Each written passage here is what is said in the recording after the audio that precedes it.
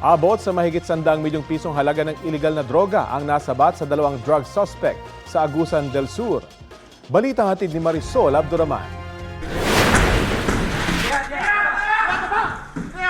Matapos bentahan ng 2 kilo ng shabu ang mga nagkunwaring buyer, agad inaresto ng PDEA Region 13 ang mga suspect na ito na matagal na umano nilang sinusubaybayan. Konektado umano sila sa grupo na nahulihan ng 57 na kilo ng shabu sa Liloan Seaport November nung nakaraang taon. Big time po ito na grupo. Kasi isang grupo lang to sila, ma'am.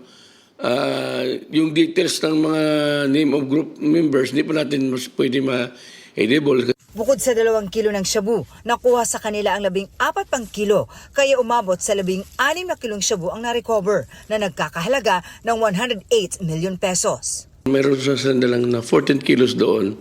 Kaya nakuha natin yung dala-dala pa nila na extra na shabu na was meant for future transactions pa sana.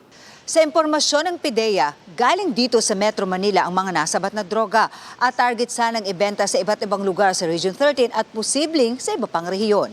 Naipusit daw ang droga ng mga suspects na nagkunwaring mga courier. Nakalagay sa mga courier na box. They're posing that. Kaya nakuha sa doon sa box ng mga courier. Sila nagbitbit ng mga courier to Mindanao. True by land, ma'am. Nakuha rin sa 2 ang digital weighing scale, pipe at iba pang drug paraphernalia. Wala pang pahayag ang mga suspect. Patuloy naman ang investigasyon sa krimen para matukoy ang mga kasabwat ng mga nahuling suspect. Marisol Abduraman, nagbabalita para sa GMA Integrated News.